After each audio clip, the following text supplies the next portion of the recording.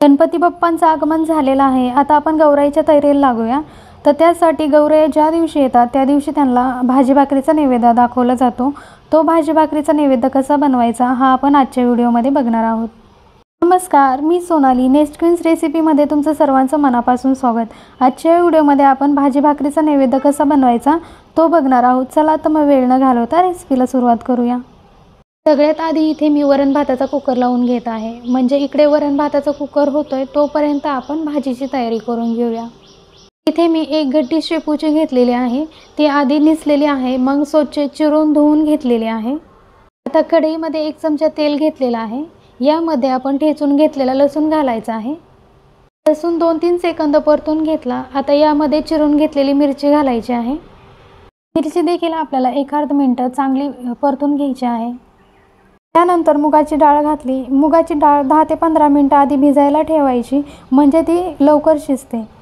आता मुगाची डाळ 2-3 मिनिटं परतून घ्यायची, म्हणजेच खमंग अशी त्याची चव उतरते। आता यामध्ये आपण भाजी घालायची आहे। तर सगळी भाजी कढईमध्ये मी टाकून घेतलेली आहे। आता तिला चांगली परतून घेऊया। आता कधी कधी काय होतं की आपला भाजीसाठी मिठाचा अंदाज चुकतो, त्यावेळेस काय करायचं, भाजी चांगली परतून घ्यायची। भाजी चांगली परतली की खाली बसते, त्यावेळेस आपण त्यामध्ये मीठ घालायचं, म्हणजे आपला मिठाचा अंदाज चुकत नाही। भाजी चांगली परतली आहे। यामध्ये मी चवीपुरतं मीठ घातलेलं आहे। आता मीठ चांगलं भाजीला मिक्स करून घेऊ आणि त्यावरती 3-4 मिनिटांसाठी झाकण ठेवून द्यायचं आहे।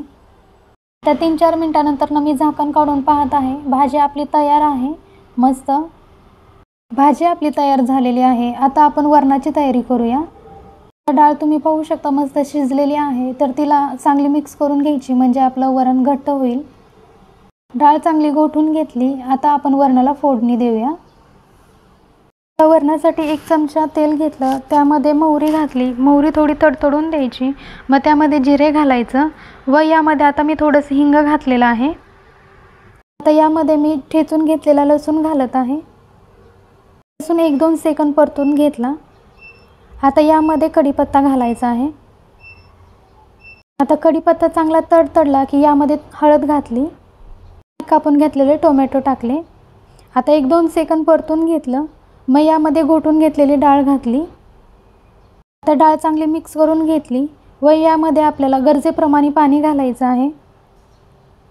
इथे वरणामध्ये मी जास्त पाणी घालत नाही आहे, कारण वरण घट्टच चांगलं लागतं। जर तुम्हाला वरण पातळ करायचं असेल तर आणखी थोडं पाणी घालू शकता। वरणाला आता चवीप्रमाणे मीठ घालायचं आहे। मीठ घालून झालं की एकदा हलक्या हाताने पुन्हा एकदा वरणाला ढवळून घ्यायचं। आता यामध्ये बारीक चिरलेली कोथिंबीर घालायची आहे। आता कोथिंबीर मिक्स केली व 4 ते 5 मिनिटांसाठी वरणाला उकळी काढून घेतलेली आहे। 4 ते 5 मिनिटानंतर तुम्ही पाहू शकता वरणाला चांगली उकळी आलेली आहे। आता गॅस बंद करूया आणि आपण भाकरी करायला घेऊया। भाकरीसाठी इथे मी ज्वारीचं पीठ घेतलेलं आहे। यामध्ये पाणी थोडं थोडं घालत आपल्याला याचा गोळा तयार करून घ्यायचा आहे। भाकरीचे पीठ चांगलं मळून घ्यायचं आहे, म्हणजे भाकरी करताना भाकरी आपली तुटत नाही।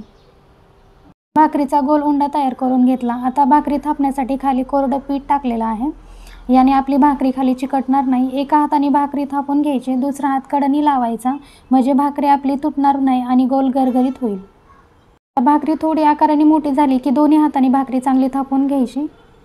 भाकरी आपली चांगली थापून झालेली आहे। आता आपण ते तव्यामध्ये दोन्ही हाताच्या साहाय्याने अलगद टाकायची, म्हणजे भाकरी आपली मधून तुटणार नाही।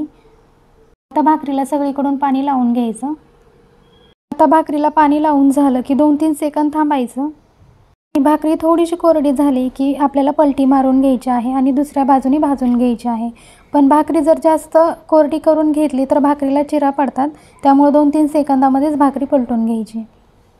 भाकरी आता मागच्या बाजूने भाजून झालेली आहे। आता पलटी करून दुसऱ्या बाजूने भाजून घ्यायची। तुम्ही पाहू शकता भाकरी अशी मस्त अशी फुगलेली आहे। भाकरी आपली मस्त तयार झालेली आहे। आता आपण ताट करायला घेऊया। आता आपली गौराईंसाठी नैवेद्याची थाळी तयार झालेली आहे। वरण भात, शेपूची भाजी, ज्वारीची भाकरी, रसमलाई, मोदक आणि सोबतच आळूच्या वड्या। आधी मी 2 रेसिपी मोदकांच्या अपलोड केलेल्या आहेत, तो जर व्हिडिओ तुम्ही बघितला नसेल तर बघा। रेसिपी आवडली तर लाईक, कमेंट, शेअर, सबस्क्राईब करा आणि बेल आयकॉनवरती क्लिक करायला विसरू नका।